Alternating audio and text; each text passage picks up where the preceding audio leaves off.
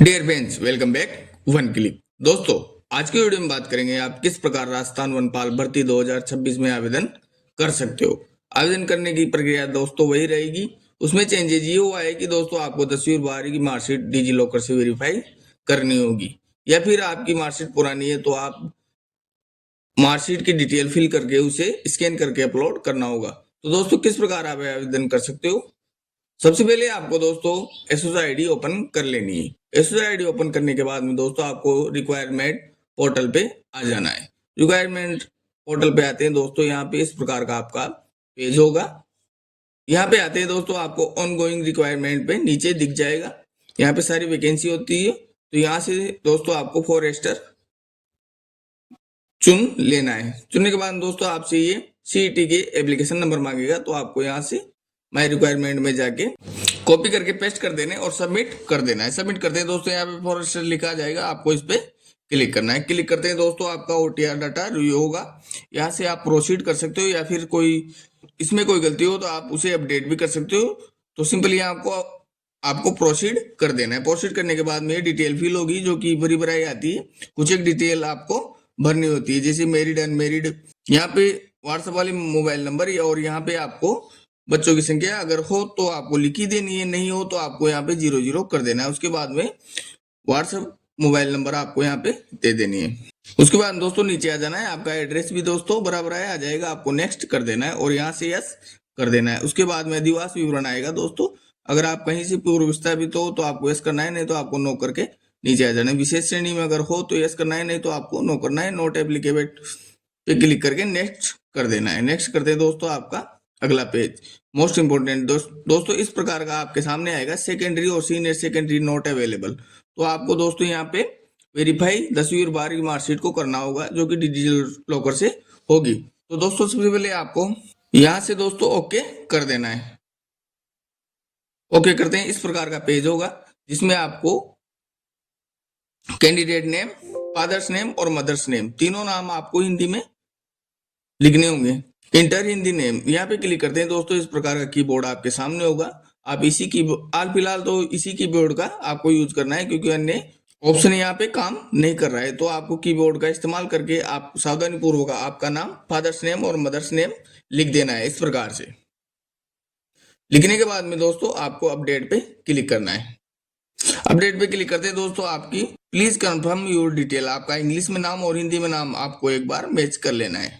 उसके बाद में कन्फर्म एंड सेव पे क्लिक करना है। क्लिक करते हैं, डाटा सेव सक्सेसफुली हो जाएगा। उसके बाद में दोस्तों आपके इस प्रकार का डिजी लॉकर का इस प्रकार से आपके सामने डिजी लॉकर इंटीग्रेशन कुछ करके ये आएगा आपकी नोटिफिकेशन। आपको यहाँ पे चकमक पे क्लिक करना है और सबमिट कर देना है। सबमिट करते हैं दोस्तों, आपको डिजी लॉकर एक्सेस पे क्लिक करना है। क्लिक करते हैं दोस्तों, यहाँ से आपकी डिजी लॉकर में साइन अप कर लेना है। तो सबसे पहले आपको यहाँ पे अपने मोबाइल नंबर लिखने हैं और नीचे टर्म्स ऑफ यूज यहाँ पे दे रखा है, दोनों चकमक पे क्लिक करना है और साइन इन कर लेना है। डिजी लॉकर वेरिफिकेशन के लिए ओटीपी भेजे जाएंगे, तो आपको ओटीपी लगा देने और साइन इन कर लेना है। उसके बाद दोस्तों इस प्रकार का पेज होगा। यहाँ से व्यू ऑल डॉक्यूमेंट्स पे आपको क्लिक कर देना है। तो दोस्तों यहाँ से आपको 10वीं और मार्कशीट की, यहाँ से 10वीं की मार्कशीट और 12वीं की मार्कशीट के सामने चकमक पे क्लिक कर देना है।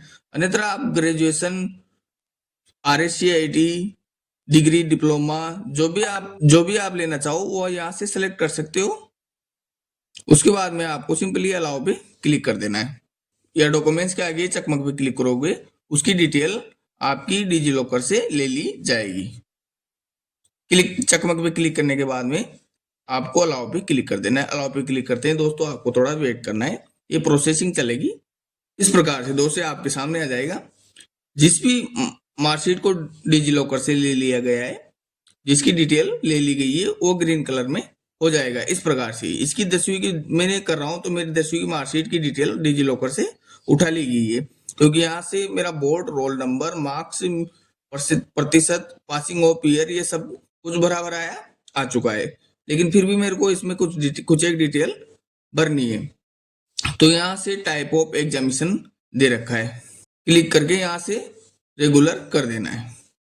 उसके बाद में रिजल्ट प्रतिशत कर देना है और एनरोलमेंट नंबर अगर आपके पास हो तो लिख देने, नहीं तो आपको सीरियल नंबर जो कि मार्कशीट के ऊपर आते हैं वो वाले यहाँ पे लिख देने।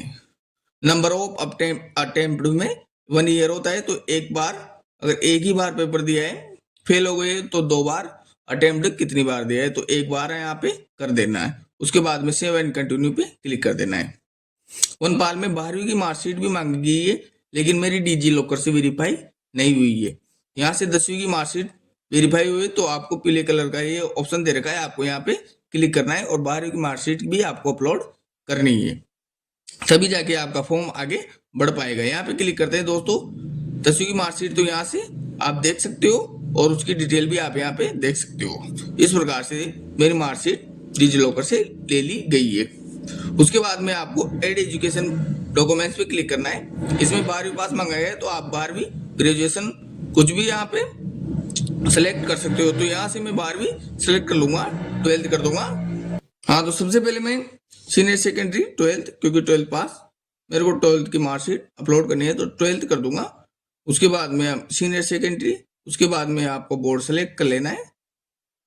उसके बाद में आपको सब्जेक्ट ग्रुप, यहाँ से आपका जो भी सब्जेक्ट ग्रुप हो वो यहाँ से सेलेक्ट कर लेना है। मेरा एग्रीकल्चर, तो मैं यहाँ से एग्रीकल्चर कर लूंगा। अगर आर्ट्स हो तो आर्ट्स कर लेना है। उसके बाद में आपको सब्जेक्ट डिटेल्स भी यहाँ पे आगे देनी होगी। तो यहाँ से एग्रीकल्चर के सब्जेक्ट में चुन लूंगा।